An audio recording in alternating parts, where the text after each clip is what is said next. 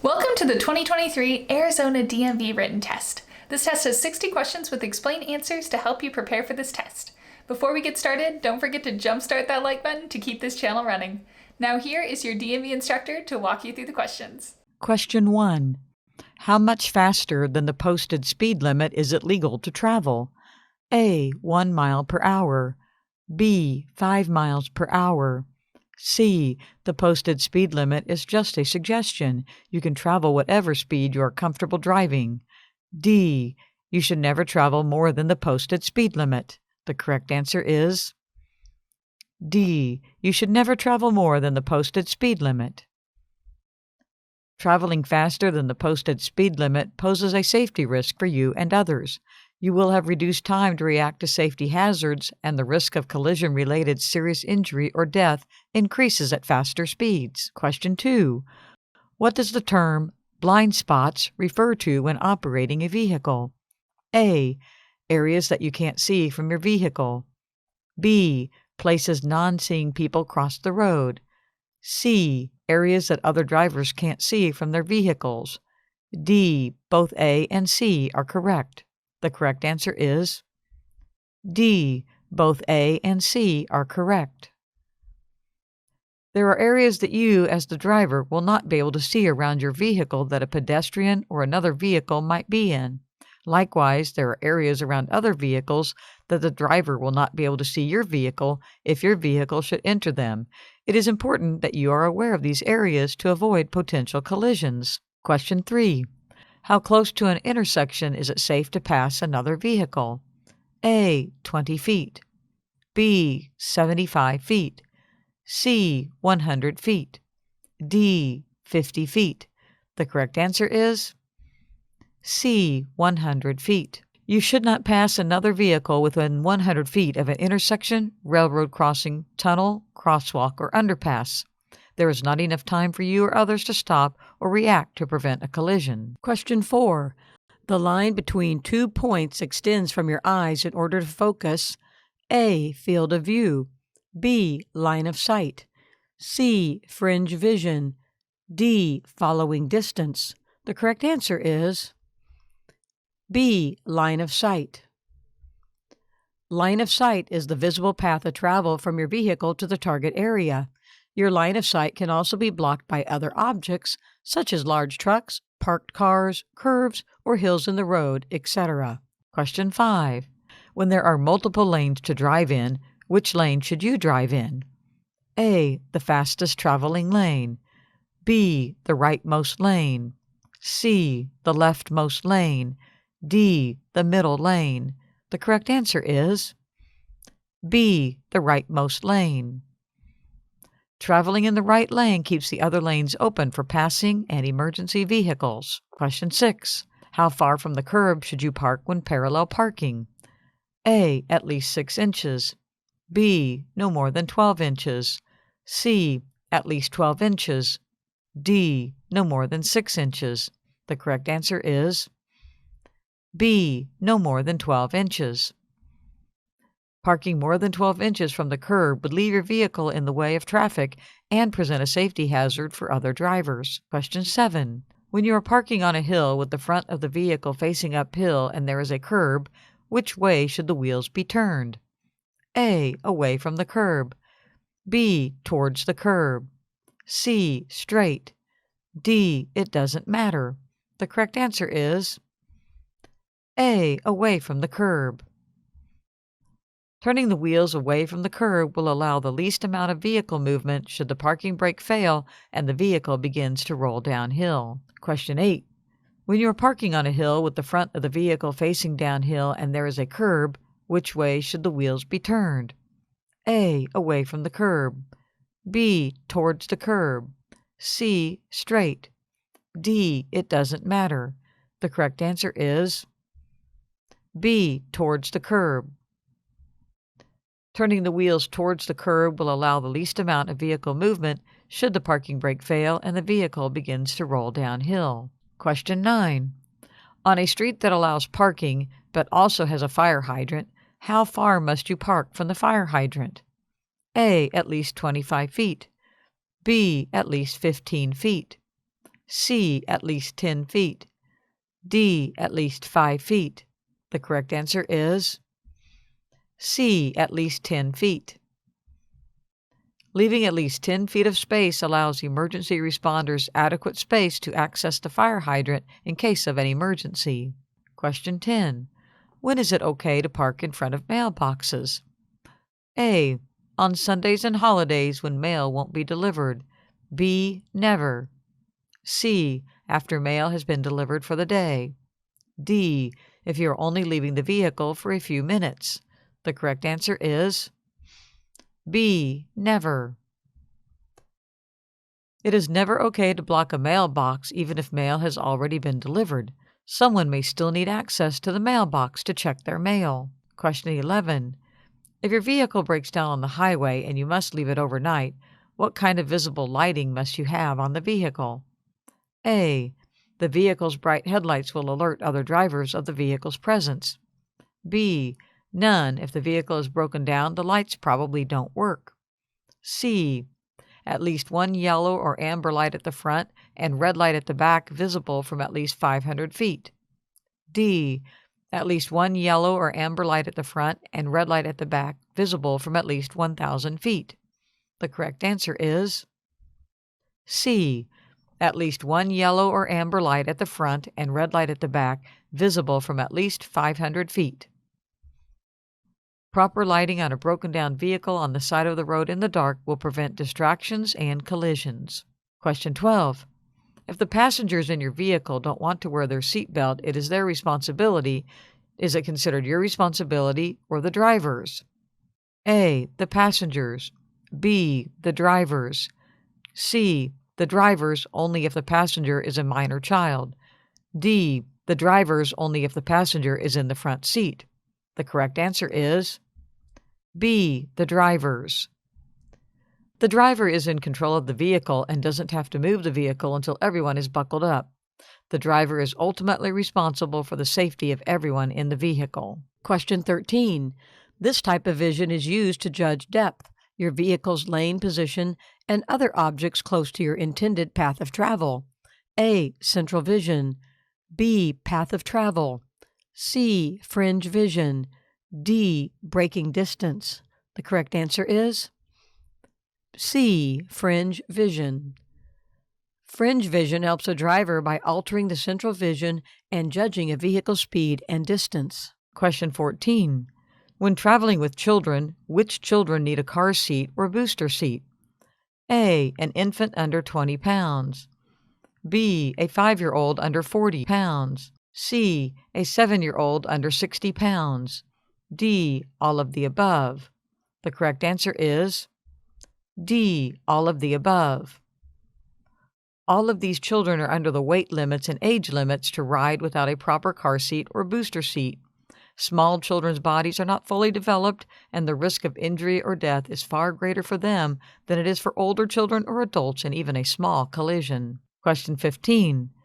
When is it safe to leave children in the vehicle? A. If you leave the keys in it and leave it running so the air conditioning or heat stay on. B. If you'll be right back. C. If it is daytime. D. Never. The correct answer is D. Never. Children should never be left in a vehicle without supervision. The vehicle could quickly become too hot or cold. Someone could break in and abduct or harm the children, or the vehicle could be involved in a collision while you are away. Question 16. How old should someone be before they ride in the front seat? A. 10. B. 8. C. 15. D. 13. The correct answer is D. 13. Because of the force of airbag deployment in a collision, younger passengers should ride in the back to avoid further injury in a collision. Airbags will keep older, adult-sized passengers safe, but can seriously injure smaller passengers. Question 17. If you are in an accident and someone is injured, what should you do? A. Call 911 and wait for them to help. B. Call 911, then administer first aid if you are certified, or do what you can to help the injured person if you are not first aid certified. C. Help yourself and make sure everyone knows you didn't cause the accident. D. Leave so that no one knows you were there so you don't get in trouble. The correct answer is B. Call 911, then administer first aid if you are certified, or do what you can to help the injured person if you are not first aid certified. You are legally obligated to call 911 to report the accident and provide help to an injured person in an accident. Leaving the scene or ignoring the injured person will put you at a legal risk, plus it is morally unsound. Question 18. When you come to a stop sign, what must you do? A. Come to a complete stop and check for safety before proceeding. B. Slow down enough to make sure it is safe to proceed through the intersection. C. Only stop or slow down if you see other traffic or pedestrians. D. Stop and wait for it to turn green before proceeding. The correct answer is A. Come to a complete stop and check for safety before proceeding. Anytime you come across a stop sign, you must stop and check for safety before proceeding. You might have to wait for other traffic or pedestrians, or may even have to take turns if multiple vehicles approach the same intersection at the same time. Follow the right-of-way turns. Question 19. How far in front of or behind a school bus with flashing lights and extended stop sign should you stop? A. 10 feet. B. 15 feet. C. 25 feet. D. 20 feet. The correct answer is D. 20 feet. Children may cross within 10 feet of the stop bus. To give them a safe amount of space, you should stop 20 feet from the front or back of the bus. Question 20. If you pass a school bus when it has flashing lights and a stop sign extended, how many hours later may you be arrested by a police officer?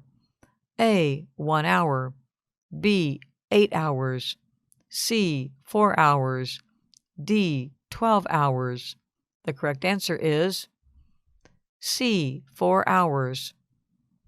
Passing a school bus with flashing lights and an extended stop sign puts the lives and safety of many people and children at risk. Buses are equipped with cameras, and bus drivers can and will report illegal passes. You can be arrested up to 4 hours after illegally passing a bus when the lights are flashing and the stop sign is extended. Question 21. When two vehicles reach an intersection with no traffic light at the same time, which vehicle has the right-of-way? A. The vehicle on the left. B. The vehicle on the right. C. The vehicle that goes faster. D. The drivers have to decide by means of waves and hand signals. The correct answer is B. The vehicle on the right. If there is no traffic light and both vehicles have reached the intersection at the same time, the vehicle on the right will have the right-of-way. Question 22. When a funeral procession is identified with headlights or hazard lights, do they have the right-of-way? A. Yes. B. No.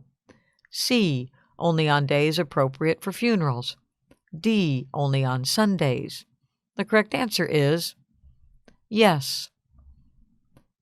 Funeral processions will be identified with headlights and hazard lights. They usually follow a hearse and are sometimes escorted by emergency vehicles. The funeral procession has the right-of-way, and you should yield to the entire procession. Question 23. You should signal at least blank before your turn.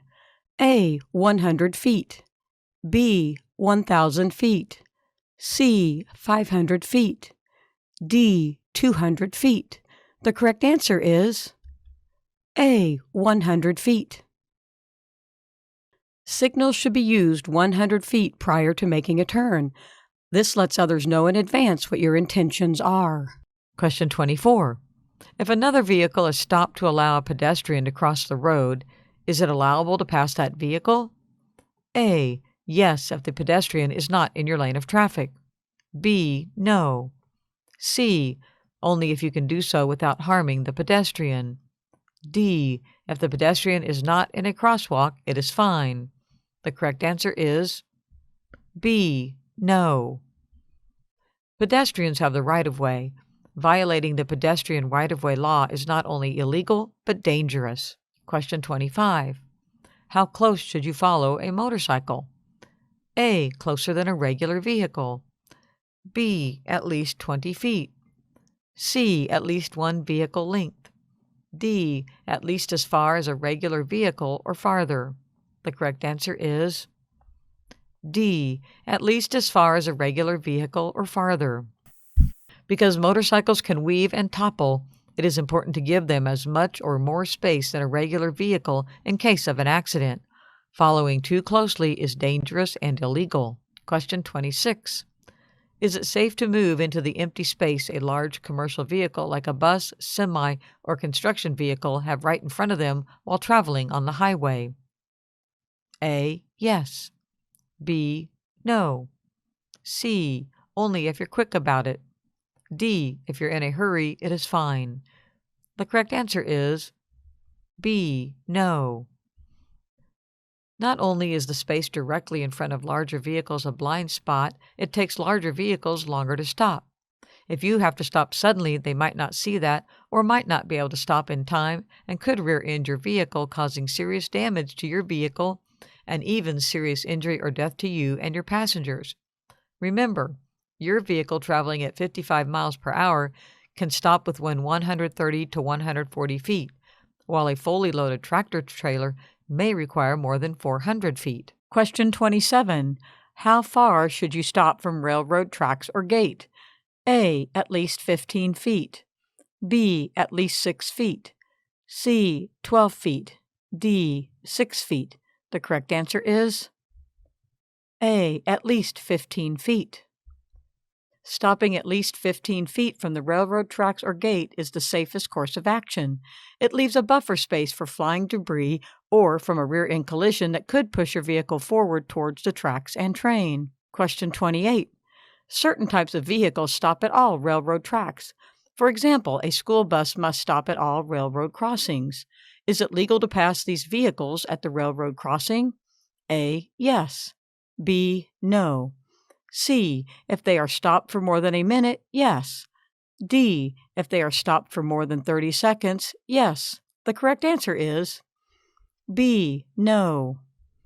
If you are within 100 feet of a railroad crossing, it is dangerous and illegal to pass any vehicle. Question 29. If you approach an intersection with a traffic light, but the traffic light is not operational, how should you treat the intersection? A. A free-for-all. Vehicles can just go and people should look out for themselves.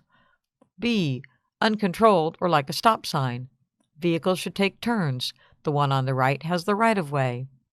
C. Vehicles on the main road will have the right-of-way. Vehicles on the other road will have to wait. D. All of the above, depending where you are. The correct answer is B. Uncontrolled or like a stop sign. Vehicles should take turns. The one on the right has the right-of-way. If the traffic lights are unoperational, the intersection should be treated as an uncontrolled intersection, like a stop sign. Vehicles should take turns moving through the intersection, yielding right-of-way to the vehicle furthest to the right, or first to arrive at the intersection. Question 30. Is it acceptable to enter the intersection if you would be unable to pass entirely through the intersection due to stopped or slow traffic blocking your path ahead? A. Yes, as long as you do so while the light is green. B. Yes, as long as you enter before the light turns red. C. Yes, if you think you can clear the intersection before the light turns red. D. No. The correct answer is D. No. If your path is blocked by slow or stopped traffic, you must wait for that traffic to move, even if your traffic light is green, if it means you will be blocking the intersection. You could end up stuck in the intersection when the light turns green for cross traffic or blocking the path of emergency vehicles. It is dangerous and illegal. Question 31. A steady red traffic light or steady red traffic arrow means what? A. Stop, wait for the light to turn green. B. Go when your path is clear. C. Stop, go when it is your turn. D. Go slow. The correct answer is A. Stop, wait for the light to turn green. Always stop at a steady red traffic light or steady red arrow. Question 32. A flashing red traffic light or flashing red arrow mean what? A. Stop, wait for the light to turn green. B. Go when your path is clear. C. You must come to a complete stop, and if there are no traffic signs prohibiting you from turning on a red light, you may proceed when it is safe. D. Go slow. The correct answer is C. You must come to a complete stop, and if there are no traffic signs prohibiting you from turning on a red light, you may proceed when it is safe. Flashing red traffic lights should be treated like a stop sign. You should stop, yield to the other vehicles. You can then proceed when it is safe. Question 33. When lane use control signals are in use, a steady yellow X means what? A. You should speed up or slow down. B. You should move into another lane. C. You should prepare to stop. D. Any of the above. The correct answer is B. You should move into another lane. A steady yellow X means you should prepare to move to another lane. A steady red X will be displayed next, and you will not be able to occupy that lane at that time. Question 34. When lane use control signals are in use, a flashing yellow X means what? A. You should speed up or slow down. B. You should move into another lane. C. You should prepare to stop. D. You can use that lane to make a left turn. The correct answer is D. You can use that lane to make a left turn. A flashing yellow X means you can use that lane to make a left turn. Question 35. What do white pavement markings on the road mean?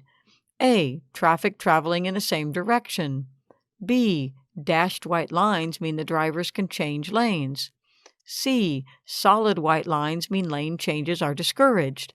D. All of the above. The correct answer is D. All of the above. White pavement markings indicate the traffic is traveling in the same direction. If the lines are dashed, it is considered safe to change lanes in that area. If the lines are solid, it is not considered safe to change lanes in that area. Question 36. What makes up your following distance? A. Distance between your vehicle and other roadway users. B. The amount of space to the front of your vehicle. C. The amount of space to the back of your vehicle. D. Following distance is not something you need to worry about when driving. The correct answer is A. Distance between your vehicle and other roadway users. Following distance is calculated by the distance between your vehicle and another moving vehicle or object. If you are driving in adverse weather, you should always increase your following distance in order to give yourself more time to avoid a conflict if needed. Question 37. What is black ice and why is it so dangerous? A. It does not exist. There is no such thing as black ice. B. Something your friends at school use to change the color of their drinking water. C. You drive a four-wheel drive car, so you do not need to be concerned about black ice. D. A thick coat of highly transparent ice, which means it blends into the road well and makes it harder to see. The correct answer is D. A thick coat of highly transparent ice, which means it blends into the road well and makes it harder to see. Black ice is very hard to see. This is what makes it so dangerous. When driving in colder temperatures and the pavement is wet, there is always a chance for black ice to occur. Black ice frequently occurs when the sun warms snow and ice during the day, temperatures drop once the sun goes down, and the snow and ice that turned into water will now freeze, making it hard to see. An area of the roadway might look wet when indeed it is ice. Be prepared when driving during these types of situations. Question 38. What is the 3-second rule? A. If you drop your snack on the floor of your vehicle, it is safe to eat if you retrieve it within 3 seconds. B. You can use your cell phone if it is only for 3 seconds. C. It helps you adjust your following distance when following another vehicle. D. It is how fast you should put on your seatbelt upon entering the vehicle. The correct answer is C. It helps you adjust your following distance when following another vehicle. When following another vehicle, pick a fixed point of reference like a light pole and count off 3 seconds. If you don't finish counting 3 seconds before reaching the point of reference, you are following too closely and need to slow down to adjust your following distance. If road conditions are poor or your vehicle is larger, increase the rule to 4 or 5 seconds. Question 39. Define visual lead. A. Area from the front of the vehicle that helps you gather information from the driving scene. B. A line that extends from the back of your vehicle. C. The area around your vehicle. D. All of the above. The correct answer is A. Area from the front of the vehicle that helps you gather information from the driving scene. Visual lead is an area of 20 to 30 seconds from the front of your vehicle. This helps you gather and process as much information as you can about the driving scene. Question 40. This type of sign tells a driver about a possible danger ahead. They are yellow and black in color. A. Regulatory signs. B. Guide signs. C. Warning signs. D. Construction signs. The correct answer is C. Warning signs. Warning signs are used to warn the driver of possible dangers and other obstacles up ahead in your intended path of travel. They can be used to warn a driver of a curve up ahead or a paved road turning to gravel. There are many different kinds of warning signs. They are yellow and black in color. Question 41. When driving in heavy fog, you should not A. Use your high beam headlights when driving in fog. B. Slow down and allow extra time to reach your destination. C. Use your low beam headlights or fog lights if your vehicle is equipped with them. D. Both B and C. The correct answer is A. Use your high beam headlights when driving in fog. When driving in foggy conditions, high beam headlights will make it harder to see. Low beam headlights or fog lights will help with the decreased visibility. When driving in adverse weather conditions, giving yourself more time to reach your destination safely is ideal. Question 42. This type of sign tells the driver about specific laws they must obey. A. Warning signs. B. Regulatory signs. C. Guide signs. D. Construction signs. The correct answer is B. Regulatory signs. Regulatory signs are there to regulate laws that have been set in place. Some examples include stop signs, yield signs, and speed limit signs. Their main colors are black, white, and red. Question 43. This type of sign helps let the driver know of possible gas stations or rest areas coming up at exits off of the expressway. A. Regulatory signs. B. Construction signs. C. Warning signs. D. Guide signs. The correct answer is D. Guide signs. Guide signs provide the driver with information about roads, expressways, and distance. They provide the driver with distance and directions to their destinations. Question 44. If your vehicle is carrying a projecting load that sticks out 4 feet or more from the back of the vehicle, what must you add to the back of the load? A. A red, yellow, or orange flag at least 16 inches wide if during daylight. B. A red light visible from at least 500 feet if at night. C. A stop or alert sign. D. Both A and B. The correct answer is D. Both A and B. Improperly marking a load that sticks out 4 feet or more from the back of your vehicle presents a hazard for other vehicles. They may not be able to properly judge how far the items are sticking out, and serious damage may be caused to their vehicle, or serious injury or death may be caused to a person. Question 45. When pulling a camper or trailer, what is the minimum following distance you should maintain behind other vehicles? A. At least 200 feet. B. At least 300 feet. C. At least 400 feet. D. At least 500 feet. The correct answer is D. At least 500 feet. Pulling a camper or trailer means you will need greater stopping time. Giving your vehicle at least 500 feet of space between your vehicle and the vehicle you are following will help prevent rear-end collisions, vehicle damage, bodily injury, and death. Sudden stops while pulling a trailer can result in flipping the vehicle and trailer, resulting in great damage and injury to all involved. Question 46. What are some things to be aware of when driving near snow plows? A. Flying debris from sanding and salting, getting kicked up from the road, and snow and ice chunks. B. The blades move and stick out from the sides of the vehicle. The vehicle will also have blind spots. C. Whiteout conditions caused by clouds of blowing snow. D. All of the above. The correct answer is D. All of the above. Snow plows do make the road safer to travel during winter conditions. However, traveling near them can be hazardous, and it is best to give them space to do what they need to do. Question 47. How often should you stop to rest when traveling long distances? A. When you get bored. B. When you are hungry or have to use the restroom. C. Every 100 miles or every 2 hours. D. When you feel tired. The correct answer is C. Every 100 miles or every 2 hours. It is easy to quickly become tired when traveling long distance, even if you are well rested. Stopping every 100 miles or a couple of hours to get out of the vehicle and move around gives your body a chance to stretch, loosen up, and get your circulation going. This is an opportune moment to grab a bite to eat and use the restroom too. Question 48. Which of the following items listed below can affect your ability to drive safely? A. Over-the-counter medications. B. Illegal drugs. C. Marijuana. D. All of the above. The correct answer is D. All of the above. Alcohol, marijuana, and other illegal drugs affect your ability to drive safely. Over-the-counter medications, such as Benadryl, which can cause drowsiness and affect your ability to drive safely.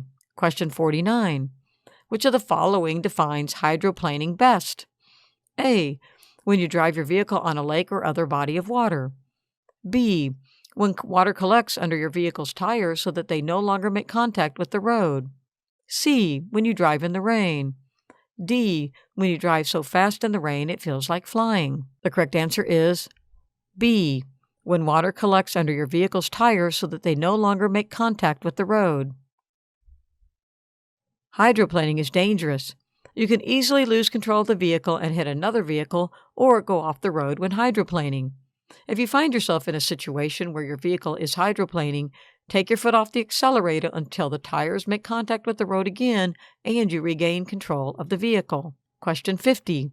Which of the following is the best alternative you can do instead of drinking and driving? A. Allowing your friend who has only had one drink to drive you home. B. You can drive yourself home because you have only had a half of can of beer. C. As long as everyone is wearing their seatbelts, no one will even know you have been drinking, so you will not be pulled over. D.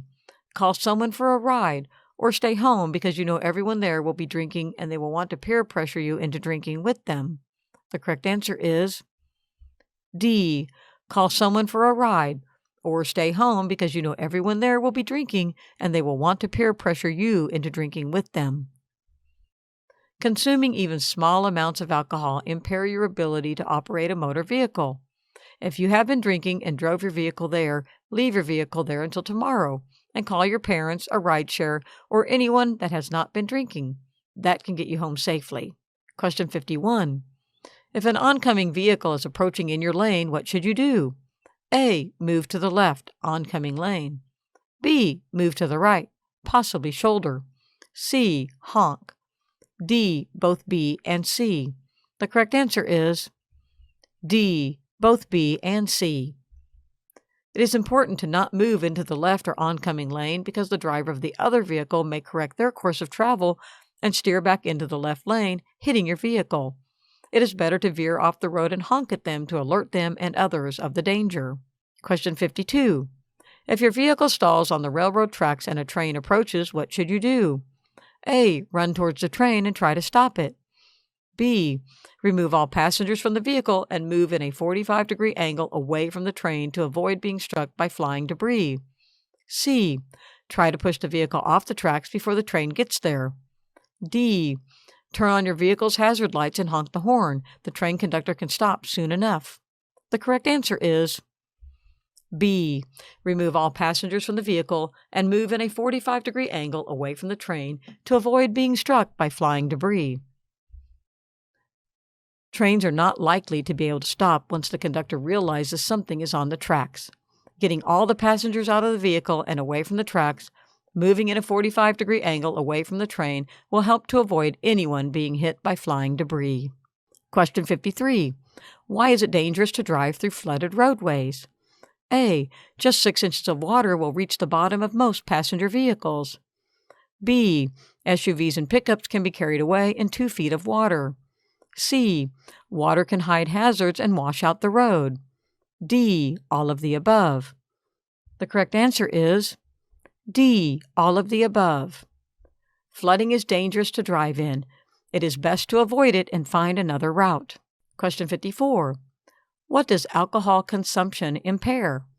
A. Judgment, vision, attention. B. Steering, perception, reaction time. C. Coordination and balance. D. All of the above. The correct answer is D. All of the above. Consuming alcohol, even after the legal age, can seriously impair one's judgment, vision, attention, steering, perception, reaction time, coordination, and balance, all of which are essential functions to our ability to operate a vehicle safely. If you have consumed alcohol and need to travel by vehicle, it is best to arrange a sober ride. Call a friend or family member, a taxi, or a sober ride service. Driving under the influence is dangerous and illegal. Question 55. If your headlights suddenly go out, what should you do?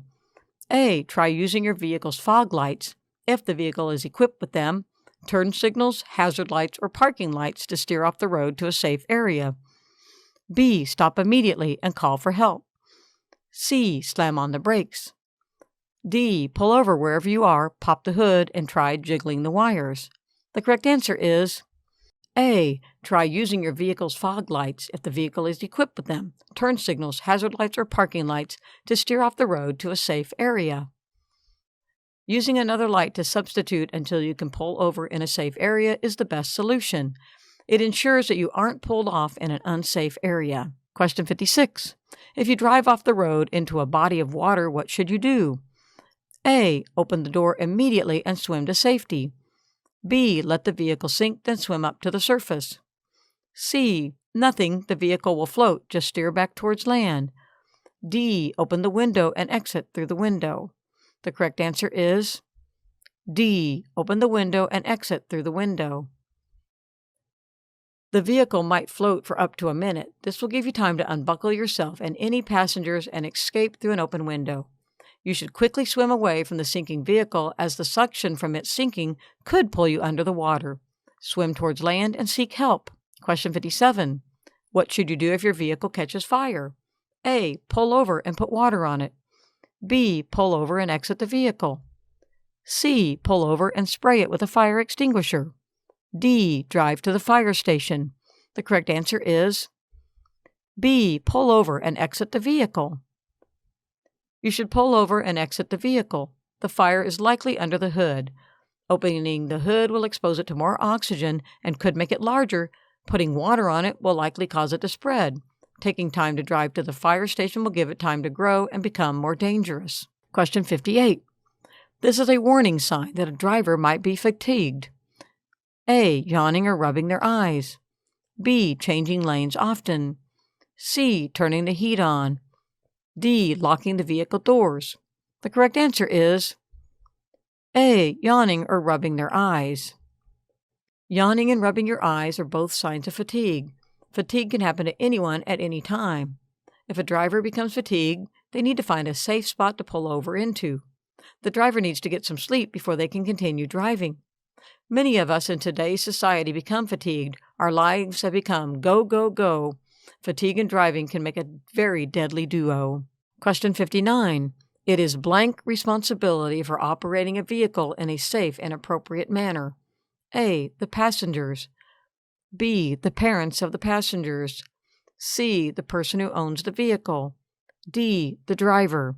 The correct answer is D. The driver.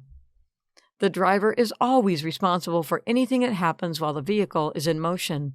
The driver is also responsible for ensuring that every passenger in their vehicle is correctly wearing their seatbelts as well. Question 60. How can careless driving be defined? A. Driving in a way that can cause harm to a person or property. B. Happily driving without a care in the world. C. Not caring about what you are doing when you are driving. D. Feeling like it doesn't matter how you drive. The correct answer is A. Driving in a way that can cause harm to a person or property.